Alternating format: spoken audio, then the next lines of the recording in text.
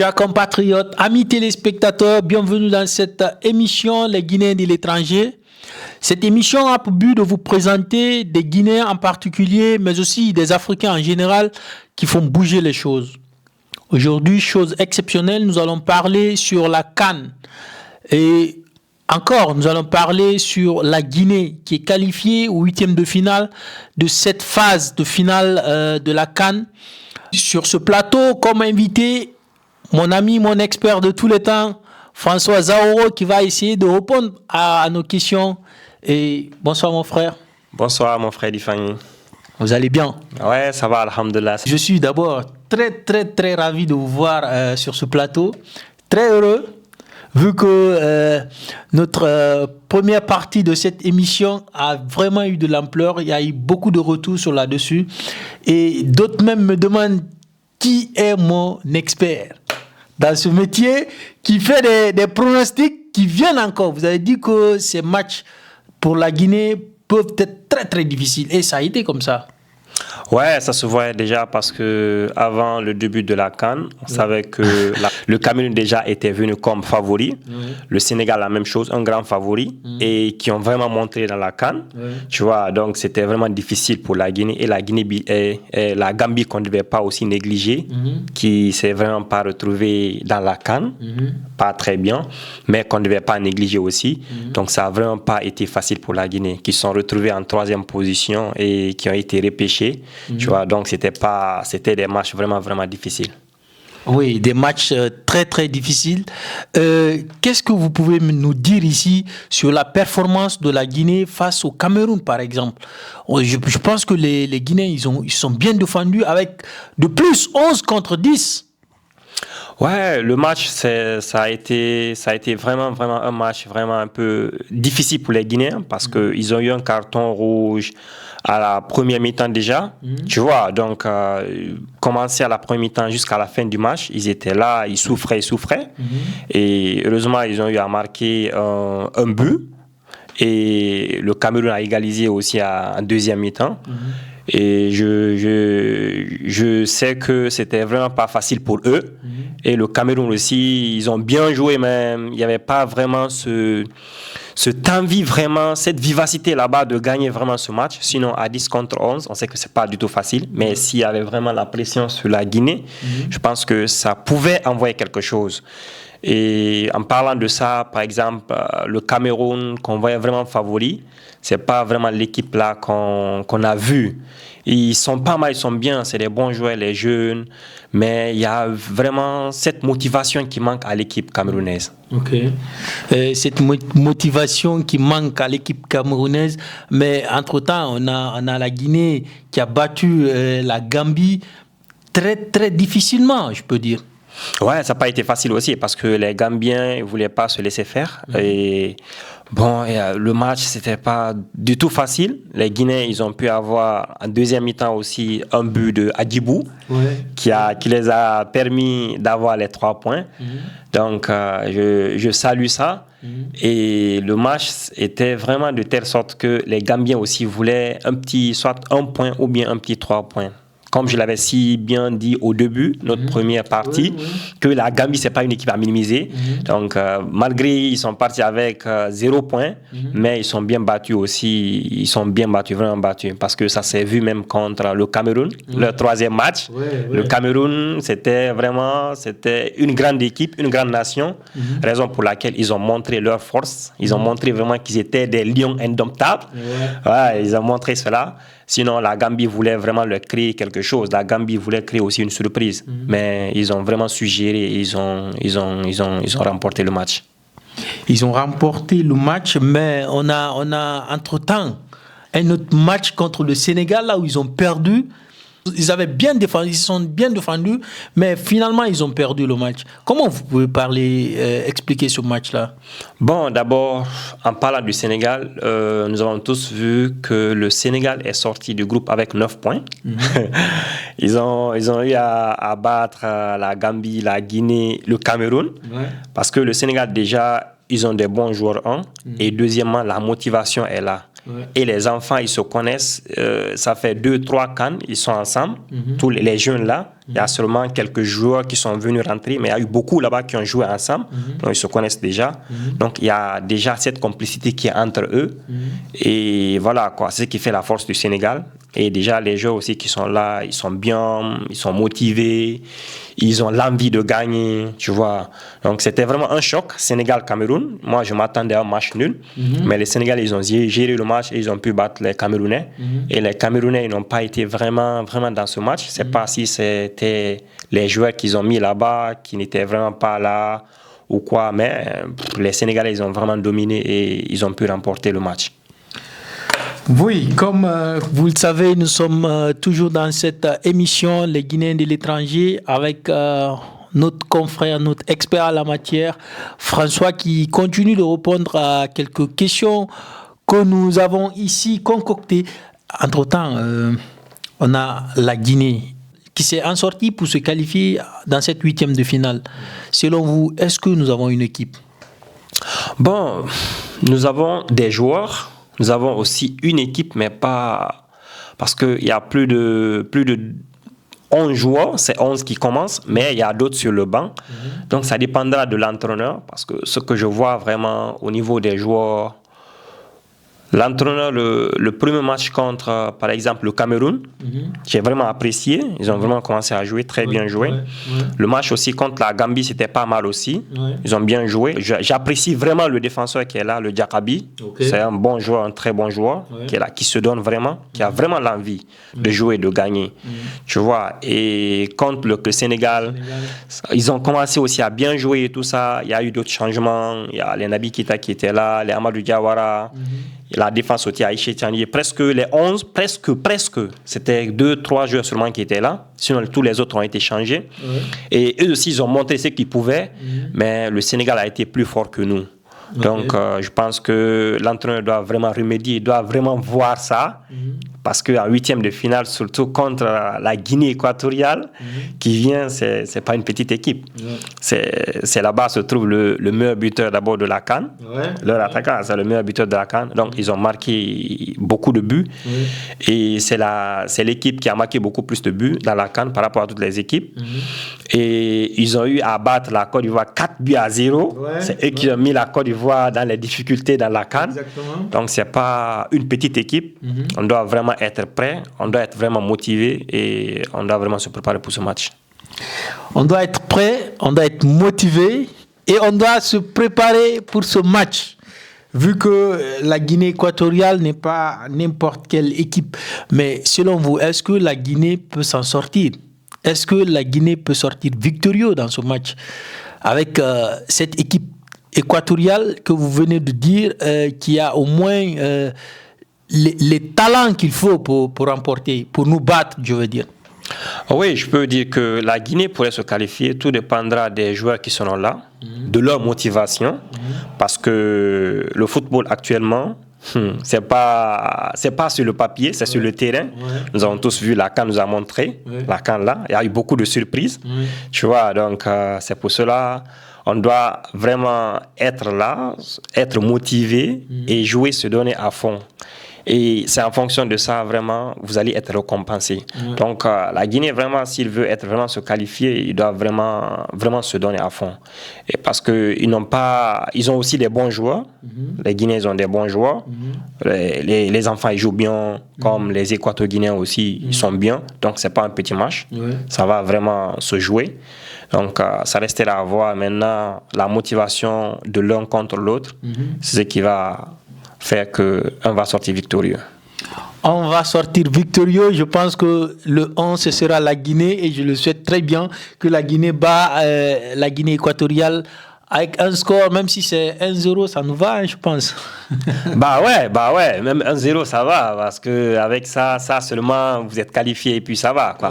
Tu vois, donc c'est ce qu'on souhaite, pour qu'ils se qualifient. Mais comme on l'a si bien dit, c'est pas un petit match, ils doivent être vraiment prêts, vraiment prêts pour ce match. Oui, comme vous l'avez si bien dit, nous sommes toujours dans cette émission, les Guinéens de l'étranger, avec notre expert à la matière qui est toujours avec nous, Monsieur François, qui va continuer par ailleurs de répondre à nos questions. Et On va changer de phase. On va parler maintenant de la CAN avec ses surprises. On va parler de la CAN qui est venue là où on s'attendait, on ne se voit plus là-bas. Des pays qui se font éliminer et pourtant qui étaient favoris. Ouais, la CAN, depuis que j'ai commencé à regarder le football, la CAN, je pense que c'est la meilleure CAN. Je trouve c'est la meilleure CAN. C'est-à-dire pas la meilleure CAN au niveau de l'organisation, mais la meilleure CAN au niveau des surprises. Oui, ok. Des surprises. Mais pas les surprises seulement, hein. L'ambiance aussi y est. Bon, l'ambiance aussi, l'ambiance on a déjà vu, l'ambiance aussi est là parce qu'il y a eu des équipes, les supporters sont là, c'est-à-dire les Marocains qui sont alliés aux Ivoiriens, les Congolais alliés aux autres équipes, tu vois. Donc il y a ce truc qui est là, ce qui fait la beauté du football. Ce qui fait vraiment la beauté du football. Et vraiment, ça a été une surprise, comme on parlait de surprise. Par exemple, il y avait les équipes qui étaient venues comme favoris. Exemple, le Ghana, l'Algérie, la Tunisie, même le Cameroun, ils sont sortis un peu. Ça a été difficile. Tu vois, qui on peut citer encore, il y a beaucoup d'équipes qui sont venues comme favoris, qui sont partis, ils sont éliminés, et beaucoup d'équipes qui sont venues comme outsiders, ils sont qualifiés. Exemple, la Namibie, il y a Cap-Vert, il y a aussi Mauritanie, qui, leur première fois de gagner un match en Coupe d'Afrique et leur première fois de se qualifier. Tu vois, donc vraiment, c'était vraiment extraordinaire. Donc, cette joie, quand tu vois la joie des Mauritaniens, des supporters, des joueurs, vraiment, c'était vraiment cool. Et dans la poule A aussi, on pense. Sur papier, tout le monde pensait que la Côte d'Ivoire est premier là-bas, le Nigeria deuxième, et puis c'est fini. On a vu la Guinée équatoriale qui sont premiers là-bas. Tu vois, donc c'est ce qui fait vraiment que le football, vraiment la beauté du football, quoi, mon frère. Je te jure. Et ils sont sortis premiers, c'est eux. L'équipe qui a marqué beaucoup plus de buts, le meilleur buteur de la CAN est sorti là-bas, tu vois. Donc vraiment, il y a plein de surprises. Plein de surprises dans la CAN. Donc c'est pour cela la CAN là, j'ai beaucoup aimé la CAN là. Et je sais qu'il y aura encore beaucoup plus de surprises. Et la surprise qui était vraiment encore là, ce qui a fait encore la beauté, la Côte d'Ivoire, pays organisateur, se sont organisés après 3 jours de match. Ils sont qualifiés. Ils se sont qualifiés après 3 jours de match. C'est-à-dire, ils n'ont pas joué les 3 jours de match, mais il fallait qu'eux, ils attendent après 3 jours leur qualification. Attends. Explique-moi encore. La partie, elle est intéressante. Je te jure, frère, ils ont commencé, ils ont joué, ils sont déjà éliminés. Bon, tout le monde... C'était déjà sur papier, c'était déjà éliminé parce qu'ils ont 3 points avec moins 3 de différence. Donc, c'était déjà fini. Donc, maintenant, il fallait attendre les autres équipes qui vont jouer. Et s'il y a eu d'autres équipes là-bas qui étaient là, ils avaient 2 points. Si eux, ils perdent, la Côte d'Ivoire a la chance de se qualifier. Mais si eux, ils gagnent, ils ne se qualifient pas. Donc, le premier match, c'était le pool C, le pool de la Guinée, le Cameroun. Je pensais si Gambie battait le Cameroun, ils allaient se qualifier, mais le Cameroun a été fort. Ils ont montré qu'ils étaient des lions, ils sont qualifiés. Et ça, c'est le premier jour. Deuxième jour, ils ont attendu le pool des Maliens.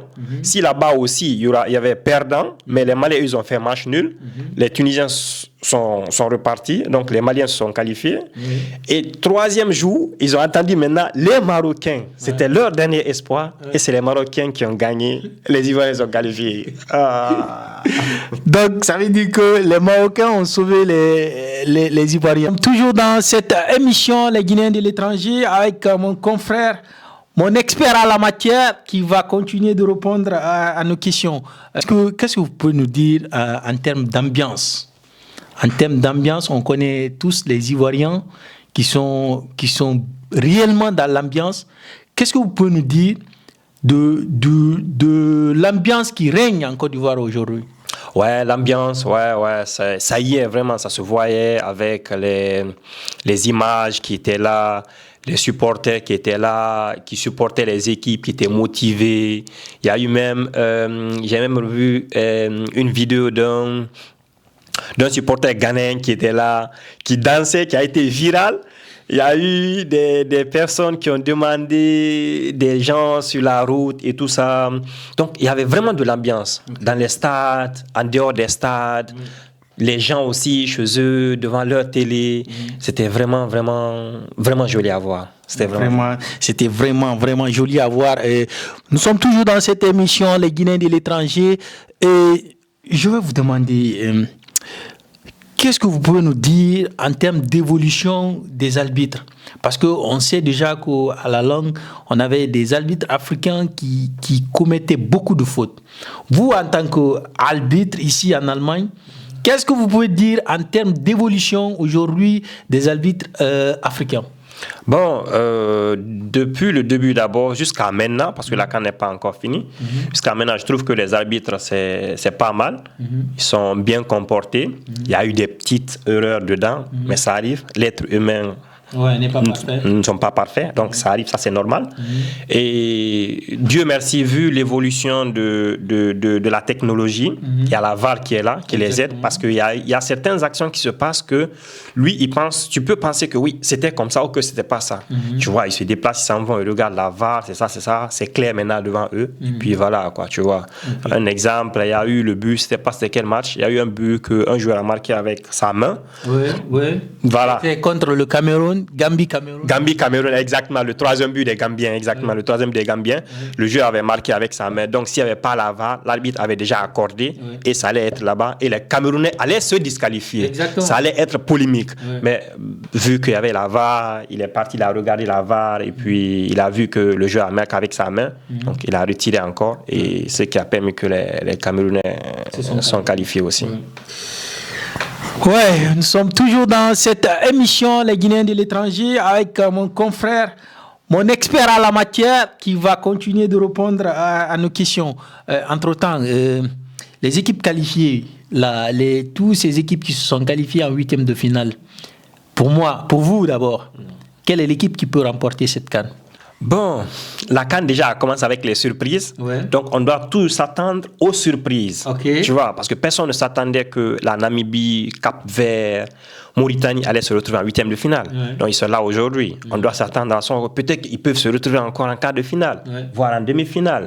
Donc, je peux dire que vraiment, toutes les équipes doivent avoir les pieds sur terre. C'est une CAN vraiment de surprise. Et vers la fin, peut-être qu'on pourra voir une équipe qu'on ne s'attendait pas qui va remporter la CAN. Donc, maintenant, vous, quelle sera cette équipe?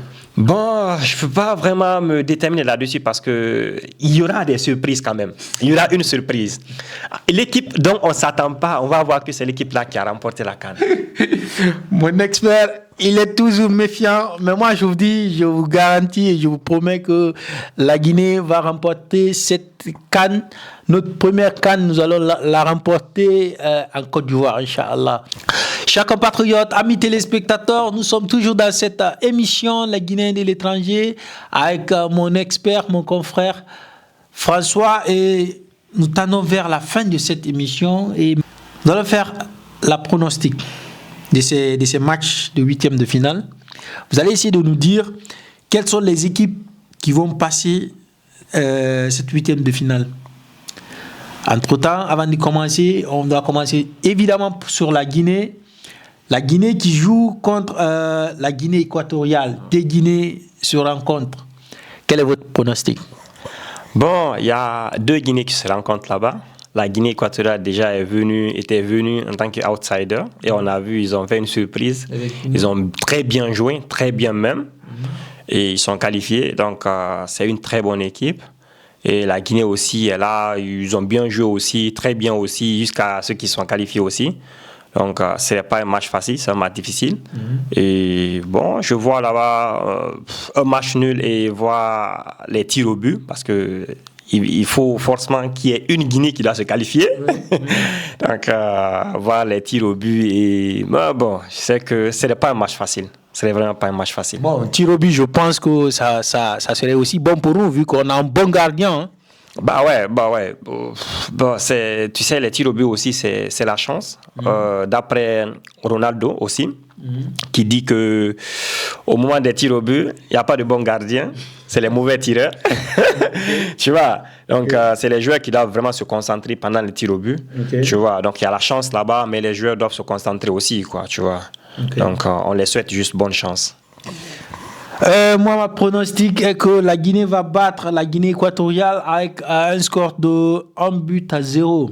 Je reste derrière, hein, je reste derrière ça.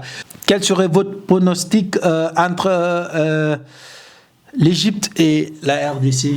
Bon, l'Égypte déjà était venue comme favori, mais nous avons tous vu comment ils ont joué la CAN. Ils se sont en sortis difficilement, très difficilement même, tu vois. Donc, bon, ils peuvent créer une surprise et se retrouver pendant les huitièmes de finale et pouvoir se qualifier. Mais ils ont une minime chance parce que la manière dont ils jouaient pendant les matchs de groupe, c'était un peu vraiment décevant de voir l'équipe égyptienne jouer comme ça. Donc, je mise pas trop sur eux, tu vois. Donc, je pense que là-bas, ça va être difficile aussi, mais l'Égypte n'a pas beaucoup de chance de se qualifier là-bas.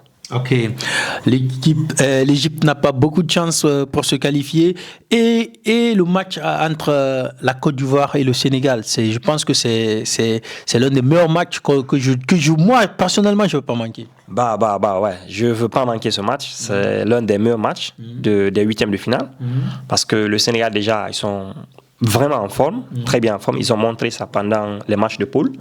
Les Ivoiriens ils sont qualifiés difficilement. Grâce aux Marocains.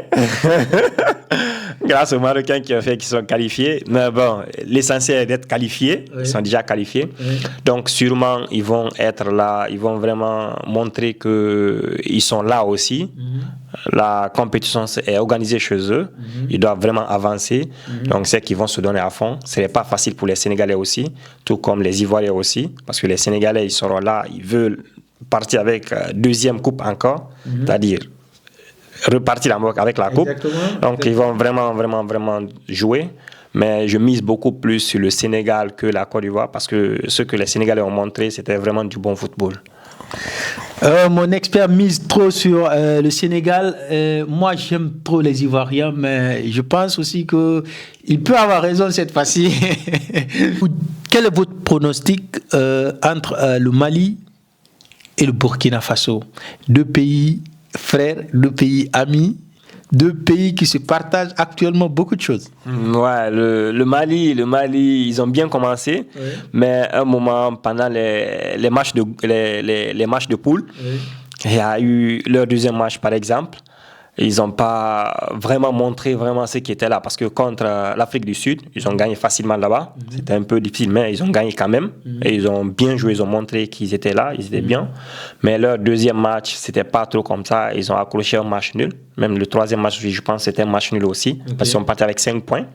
Tu vois, donc ils ont bien commencé, mais à un moment, ça a lâché. Je pense qu'ils seront quand même là encore pour les huitièmes de finale. Parce que là-bas, ils savent que c'est pas les 3 points on ramasse, mais plutôt on te frappe, tu sors, tu gagnes, tu avances. Donc ils vont vraiment être motivés, ils vont vraiment s'adonner. Et le Burkina Faso aussi, ils sont bien, ils sont pas mal. Donc ce n'est pas un match facile. Donc je vois là-bas aussi, peut-être qu'ils vont aller jusqu'aux prolongations, tir au but. Mais bon, tout le monde doit avoir les pieds sur terre quand même. Ok, tout le monde doit avoir les pieds sur terre. Et on continue avec les pronostics. Entre-temps, on a le Maroc qui joue contre l'Afrique du Sud. Le Maroc, pays sauveur de la joie. Parce qu'avec le Maroc, on continue de voir la joie en Côte d'Ivoire. Donc, quel est votre pronostic? Bon, le Maroc, je sais qu'il y aura toute la Côte d'Ivoire dirait le Maroc ce jour-là. Parce que le Maroc était leur sauveur. Et du coup, ils vont supporter, ils auront beaucoup de supporters. Ben, les Marocains sont pas mal quand même. Ils ont des bons joueurs. Et ils ont montré ça pendant les phases de poule aussi. Et il reste à voir maintenant, comme ils ont en tête aussi que ce sont les huitièmes de finale, ils vont sûrement vraiment s'adonner encore de plus. Si ça donne à 50, ils vont s'adonner encore à 100. Si ça donne à 100, ils vont s'adonner à 200. Tu vois, donc je pense que je mise beaucoup plus sur le Maroc là-bas, mais ils ne doivent pas minimiser l'équipe sud-africaine, parce que l'équipe sud-africaine sont bien aussi. Ils ont montré ça aussi pendant les phases de poule. Donc, comme je l'ai récemment dit tout de suite, tout le monde doit avoir les pieds sur terre. Donc, ce serait des matchs. Ouais, on continue avec nos pronostics. On est maintenant avec Cap-Vert et Mauritanie. Deux équipes qui étaient venues comme outsiders, mais qui sont bien en sortie, je pense. Bon, je suis guinéen, mais le football que le Cap-Vert a montré pendant la CAN, j'étais vraiment convaincu. Okay. C'est l'équipe qui m'a vraiment ému pendant la CAN. Okay. Ouais, je te jure, ils m'ont vraiment convaincu pendant la CAN. C'est une équipe, ils sont là, ils n'ont même pas de star parmi les joueurs, mais tout le monde s'adonne, du gardien jusqu'à l'attaquant. Tu vois, tout le monde est là, tout le monde joue. Et je pense qu'il y a un de leurs joueurs qui a marqué le meilleur but pour le moment, le meilleur but de la CAN. Le coup de pied arrêté qu'il a marqué à combien de mètres là. C'est pas un joueur, il s'appelle Bébé, quelque chose comme ça. Il est très bien. Tu vois, donc les Cap-Verdiens, ouais, c'est du beau football, ça ils nous ont montré. C'est du beau football. Donc je mise beaucoup plus sur eux là-bas. Il n'y a pas de problème. Qu'est-ce que vous pouvez dire maintenant entre Angola et Namibie? Ouais, les Namibiens, ils sont pas mal aussi. Ils étaient vraiment les outsiders comme les Mauritaniens. Qu'on prenait les derniers outsiders. On pensait qu'eux, déjà, ils allaient partir avec 0 point. Mais voici, eux, ils sont en 8e de finale. Tu vois, donc, Namibie, ils ont bien joué aussi. Donc, je pense que ce n'est pas facile. Ce n'est pas facile aussi. Ils vont vraiment montrer quelque chose. Tu vois, donc, ce n'est pas un match facile. Ce n'est pas un match facile. Et enfin, on a le Nigeria qui joue contre votre deuxième équipe, le Cameroun. Votre deuxième pays, le Cameroun. Le Cameroun qui est venu, qui s'est réveillé à la fin. Le Cameroun qui a failli éliminer la Guinée. Quel est votre pronostic sur la dessus? Bon, le continent, les lions, ils étaient en train de dormir un peu après, donc ils sont réveillés. Donc, quand le lion se réveille là, je pense qu'il va faire des dégâts. Donc, j'ai peur qu'il fasse des dégâts, tu vois. Donc, bon, les Camerounais, ils ont un peu trébuché au début. C'est dû à quoi? On ne sait pas si c'est les joueurs ou bien l'entraîneur. Mais à un certain moment, à un certain niveau maintenant, ils ont bien joué surtout leur dernier match contre la Gambie. Ça a été bien, ils ont très bien joué. Ils étaient exceptionnels ce jour-là. Et je pense que contre le Nigeria, c'est un pays voisin. Les Nigérians aussi, ils sont très bien. Ils ont des bons joueurs. Leur attaquant même, Osimhen, qui brille à Naples. Tu vois, donc ils doivent vraiment être prêts aussi, quoi, tu vois. Mais bon, je mise beaucoup plus sur mon deuxième pays, le Cameroun. Le continent. Sur le continent. Le continent, les Camerounais, on vous salue ici et on pense bien que vous allez vous en sortir dans ce 8e de finale et vous qualifier en quart de finale. Nous continuons toujours dans cette émission, les Guinéens de l'étranger, avec mon confrère, mon expert à la matière qui va continuer à répondre à nos questions. Entre-temps, quels sont vos 5 meilleurs joueurs guinéens? Vos 5 joueurs, les 5 joueurs qui ont avec les joueurs dont vous avez eu un coup de cœur. Bon, je commence d'abord par Diakabi, le défenseur, le numéro 5. Ouais. Je te jure, le gars, ouais. Il s'adonne à fond, je te jure. Il est très bien. C'est ça on appelle un défenseur. C'est ça, il aime vraiment sa patrie. Il s'adonne. Il a l'envie de gagner. Il ne veut pas perdre. Et après, lui, il peut venir Adjibou qui est là. Bon, le petit, il est très bien. Adjibou, il est très, très bien. Adjibou, par ailleurs, qui nous fait oublier nos milieux de terrain comme Naby Keita, comme Morlaye Sylla, par exemple. Ouais, exactement. Avec Adjibou qui est là, qui a, de un, il a le talent, et deuxièmement, il a la motivation. On n'a pas, ça nous fait oublier les Naby Keita, ça nous fait oublier les autres joueurs. Malgré eux aussi, ils sont bien. Naby Keita, c'est un grand joueur. Il est expérimenté. Mais ce que Adjibou montre à l'heure là, je préférais mettre Adjibou que Naby Keita. Il est bien, le petit, vraiment. Donc, après, Adjibou peut venir aussi Isiaga Sylla. Malgré il est vieux, mais bon, il a assuré vraiment la défense. Il a montré que oui, l'expérience est là. Tu vois, donc il y a un autre milieu de terrain là aussi qui est là, Aboulaye Touré. Lui aussi, il est très bien. Ouais, il s'est battu, surtout le match contre la Gambie. Il était là, il a vraiment joué. Et contre le Sénégal aussi, mais seulement que les Sénégalais, ils étaient un peu forts, tu vois, donc, par rapport à lui. Et le 5e joueur, je peux citer beaucoup, parce que comment il s'appelle même? Le petit latéral là aussi, Diakité là. Ouais, lui aussi, il est bien, tu vois. Il y a un autre petit aussi qui rentre fasciné, lui aussi, il est bien. Mais bon, je préfère m'arrêter sur les 5 là-bas, parce que vraiment, ils m'ont vraiment convaincu. Ok. Entre-temps, selon vous, pour le moment, jusqu'à l'heure là, qu'est-ce qui n'a pas marché pour que nous parvenons à marquer beaucoup plus de buts? Bon, ça c'est pas ce qui n'a pas marché vraiment, c'est l'entraîneur qui a changé les joueurs. Il y a eu des classements, par exemple, si on regarde le match contre le Cameroun, le classement qui était là était un peu différent du classement contre la Gambie. Et c'était un autre classement aussi contre le Sénégal. Contre le Sénégal même, tous les 11 qui étaient là, presque ils étaient tous dehors, sauf Aboulay et Adjibou ou quoi, je sais pas. Et le portier aussi. Et le portier aussi, tu vois. Même les défenseurs, là, ils étaient dehors, tu vois. Donc, il faut qu'il y a une petite cohésion entre les joueurs, là, tu vois. Donc, sinon, les attaquants, ils sont pas mal. Et notre attaquant, Serou Guirassy, il était blessé tout ce temps. Il a eu la chance de recommencer contre le Sénégal. Bon, il n'a pas pu marquer quand même. Mais on espère qu'il va marquer contre la Guinée équatoriale. Inch'Allah. Chers compatriotes, amis téléspectateurs, nous fermons porte et fenêtre de cette émission et entre-temps, nous vous invitons à aller vous abonner à nos canaux de communication sur Facebook, TikTok et YouTube. Et pourquoi pas d'activer les cloches de notification pour ne rater aucune de nos émissions. Et on se retrouve à très bientôt avec un autre épisode avec non seulement un autre invité, pourquoi pas, vous êtes aussi invités à participer à cette émission et vous êtes tous la bienvenue en tant que Guinéens de l'étranger. On se retrouve à très bientôt. Ciao, ciao.